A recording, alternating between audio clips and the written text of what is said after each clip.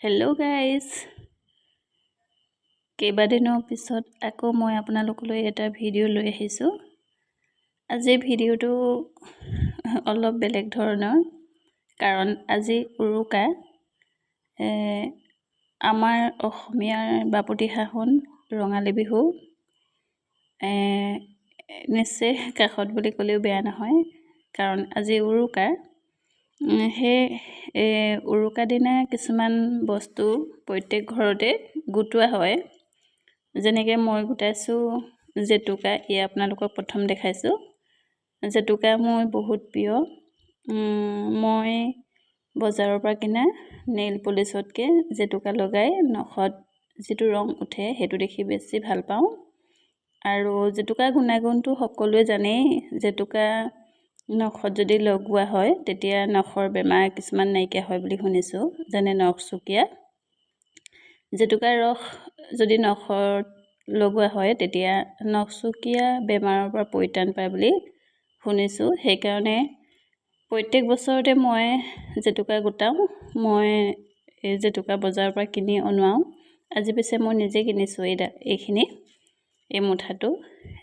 কাৰণ আনকালে জেতুকা বজাৰৰ পৰা এওঁ কিনি আনে, কিন্তু মই এইবাৰ নিজে ওলাই গৈছিলোঁ আৰু সেইকাৰণে কিনি লৈ আহিছোঁ। কাইলৈ এই জেতুকাখিনি মই খুন্দি পেলাই ঘৰৰ আমাৰ যিমান কেইজন সদস্য আছে সকলোকে অলপ অলপকৈ হ'লেও নখত সানিবলৈ দিম। কাৰণ বছৰত এবাৰহে সানিব।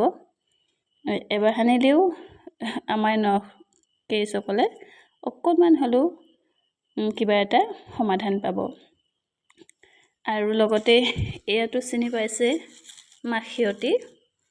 মাখিয়তী আচলতে সকলোৱে চিনি পায়। অসমীয়া সমাজৰ প্ৰত্যেকজন ব্যক্তিয়ে চিনি পায় বুলি ক'লেও হয়তো ভুল কোৱা নহ'ব। মাখিয়তী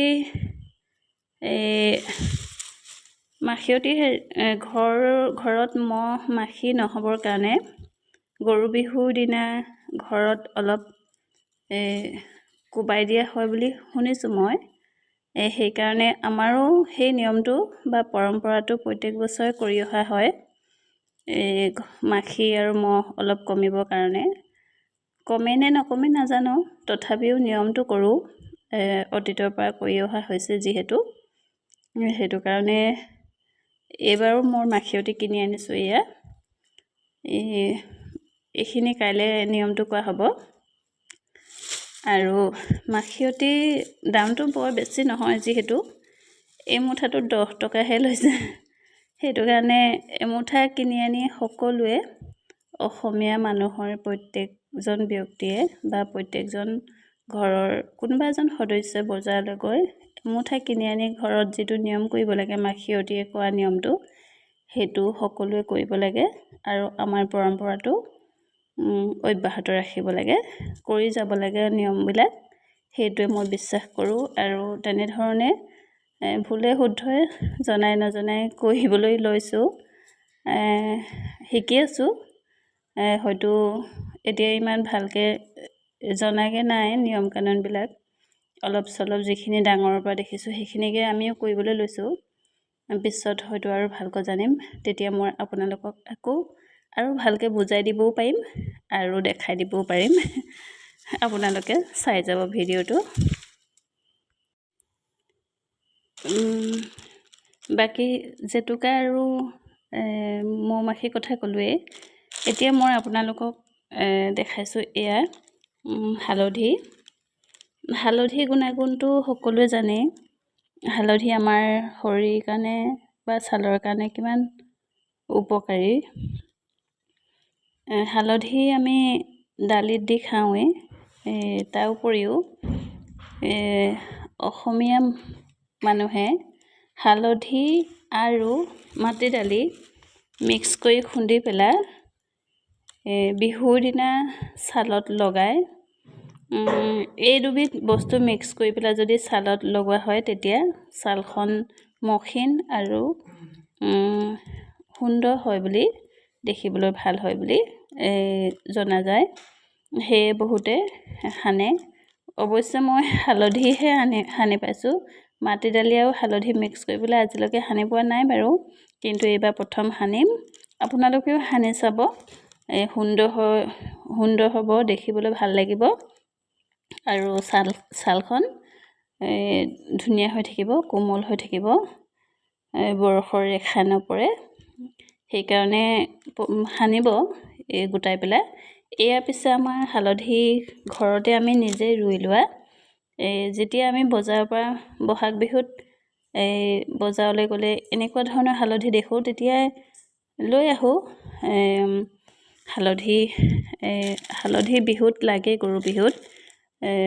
সাধাৰণতে গাঁৱলীয়া লোকসকলে গৰু বিহুৰ দিনা হালধি আৰু বিভিন্ন ধৰণৰ পাচলি, বেঙেনা, জাতিলাও, থেকেৰা, তেনেকুৱা ধৰণৰবোৰে আচলতে চাক বনাই পেলাই গৰুক চাক মাৰে গা ধুৱাই থাকোঁতে।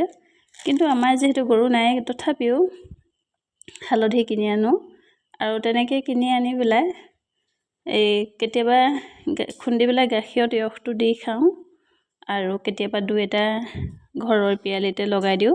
সেই তেনেকৈ লগাওঁতে আমাৰ কেইবাজোপাও হয়গৈ আৰু এনেকৈ প্ৰত্যেক বছৰে খান্দোতে কমেও 1 কেজি আধা কেজিমান ওলায়। তাৰমানে এইকেইটাও ঠিক তেনেকৈ ৰুই থোৱা হালধি আমাৰ ঘৰৰ।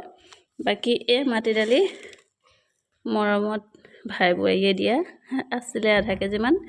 এইখিনিয়ে কাইলৈ নিয়মটো কৰিব পৰা হৈ যাব। বাকী ঠেকীয়া বুলি কয়, আপোনালোকে চিনি পায়। বহুতে হয়তো চিনি পায়, বহুতে হয়তো নাপায়। এইটো ঠেকীয়াও বিহুত লাগে। গৰু চাকত ঠেকীয়া দিয়া দেখিছোঁ আগত। ঠেকীয়া কাটি পেলাই চাকত চিলাই, সেইডালক কি বুলি কয় নাজানো। তাত ঠেকীয়া থাকে, জাতিলাও থাকে, বেঙেনা থাকে, হালধি থাকে, আৰু কিবা এটা আছিলে হয়তো, থাকে হ'লে পাহৰিছোঁ মই। এই ঠেকীয়াটো গৰু চাক মাৰিবলৈও মোৰ অনা নাই, কাৰণ ঠেকীয়াও গুণাগুণৰ কথা আপোনালোকক মই হয়তো ক'বলগীয়া হয়তো নহ'বও পাৰে, বহুতে জানে। এই ঠেকীয়া 4টা আনিছোঁ। এইকেইটা মই ধুই পেলাই মিহিকৈ কাটি পেলাই ৰ'দত শুকুৱাই ৰাখি থ'ম বুলি ভাবিছোঁ, কাৰণ গৰম দিন আহিছে যিহেতু, এতিয়া গৰম পৰিছে। সেইকাৰণে মই ঠেকীয়াখিনি শুকান কৰি ৰাখি পেলাই দালিত বা মাছৰ লগত ৰান্ধি খাম বুলি আনিছোঁ কিনি পেলাই। এইবাৰ প্ৰথম মই তেনেকৈ ৰাখি চাম বুলি ভাবিছোঁ। বহুতে তেনেকৈ ৰাখে, সেইকাৰণে মোৰো এইবাৰ ঠেকীয়াটো তেনেকৈ ৰাখি পেলাই খাই চাম বুলি আনিছোঁ। কি হয় নাজানো, আপোনালোকক মই দেখাম যদি কৰিব পাৰোঁ, ভালকৈ ৰাখিব পাৰোঁ। আৰম্ভণিৰ পৰাই দেখাম, আপোনালোকে চাই থাকিব মাত্ৰ, আৰু মোৰ ইউটিউব চেনেলটোক মৰম দি থাকিব। বিহু বুলি ক'লে সাধাৰণতে মই যিকেইবিধ বস্তু দেখালোঁ, সেইকেইবিধৰ উপৰিও খাবৰ কাৰণে কিছুমান জা জলপান যোগাৰ কৰা হয়। এইবাৰ পিছে মই জলপান তেনেকৈ যোগাৰ কৰিব পৰা নাই, বা পিঠা, লাড়ু এইবিলাক দেখাম আপোনালোকক। মই যেতিয়া বনাম তেতিয়া দেখাম। বিশেষ কাৰণত মানে সময়ৰ অভাৱত মই লাড়ু, পিঠা একোৱে বনাব পৰা নাই। তথাপিও আজি বিহু বুলি দুবিধমান বস্তু বজাৰৰ পৰা কিনি অনা, তাকে দেখাওঁ বোলো। সাধাৰণতে আমি প্ৰত্যেকটো বিহুতে এইকেইবিধ বস্তু গোটাওঁ, আলহীৰ কাৰণেই হওক বা ঘৰত খাবলৈকে হওক। বিশেষ বস্তু কেইবিধ হৈছে জহা চাউল। সাধাৰণতে আমি পায়স বনাবলৈ বেছিকৈ আনো, ভাতৰ লগত কেতিয়াবা এটা দুটা এপোৱা দুপোৱা দি পেলাই খাওঁ, মানে ভাত ৰান্ধি খাওঁ। কিন্তু পায়সৰ কাৰণে মই আনি থওঁ, মাজে মাজে পায়স বনাই থাকোঁ। সেইটো কাৰণে জহা চাউলটো কিনি অনা হয়। এইবাৰো আনিছোঁ, এইটো জহা চাউল বুলি লিখা আছে। আৰু হৈছে বৰা চাউল। বৰা চাউলটো সকলোৱে চিনি পায়, আৰু বৰা চাউলৰ ভাতটো খাই বহুত ভাল লাগে। আমাৰ প্ৰিয় বুলি ক'লেও বেয়া নহয়। আমি প্ৰত্যেকটো বিহুতে বৰা চাউলৰ ভাত এসাঁজ খাওঁৱেই। ভাল লাগে খাই। মাটি দাইলৰ লগত, মাছৰ লগত বা মাংসৰ লগত বৰা চাউলৰ ভাত খাই বিৰাট টেষ্টি হয়, ভাল লাগে খাবলৈ, সেইকাৰণে খাওঁ। আৰু এয়া চিৰা, চকুৱা চিৰা বুলি কয়। চিৰা অলপো গোটাওঁ। বিহুত কেতিয়াবা আলহী আহিলে নাইবা ঘৰত কেতিয়াবা ৰন্ধা বঢ়া কৰিবলৈ সময় নহ'লে চিৰা জলপানকে ঠিক কৰি তেনেকৈ একোসাঁজ খাই থৈ দিওঁ। সেইকাৰণে এইটো চিৰা আনিলোঁ। এইটো চকুৱা চিৰা। আৰু এটা আনিছোঁ চিৰা, এইটো মালভোগ চিৰা বুলি কয়। দেখিবলৈ আপোনালোকে কেনেকুৱা পাইছে? এইটো মালভোগটো চিৰাটো অলপ ৰঙা ধৰণৰ, কালাৰটো অলপ ৰঙা, আৰু এইটো চকুৱা চিৰাটো বগা। তাৰপিছত এইটো মুড়ি বুলি কয়নে, আখৰ বুলি কয় এইটো। আখৰ অলপো আনিছোঁ। আখৰটো খুব ভাল পাওঁ খাই চাহৰ লগত।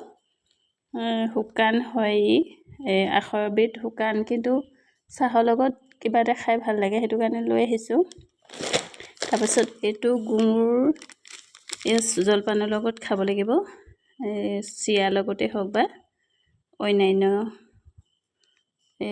বৰা চাউল বা কোমল চাউল, বৰা চাউল নহয় আচলতে কোমল চাউলৰ লগত বা ভজা বৰাৰ লগত তেনেকৈ এইটোতো দি খাব লাগিব। লগতে ক্ৰীম থাকিব, দৈ থাকিব, গাখীৰ থাকিব। সেই ঠিক তেনেকৈ খাবৰ কাৰণে এইটো আনিছোঁ। এয়াই, বেছি বজাৰ নহয়, এইখিনিকে গোটাইছোঁ আৰু বিহু বুলি।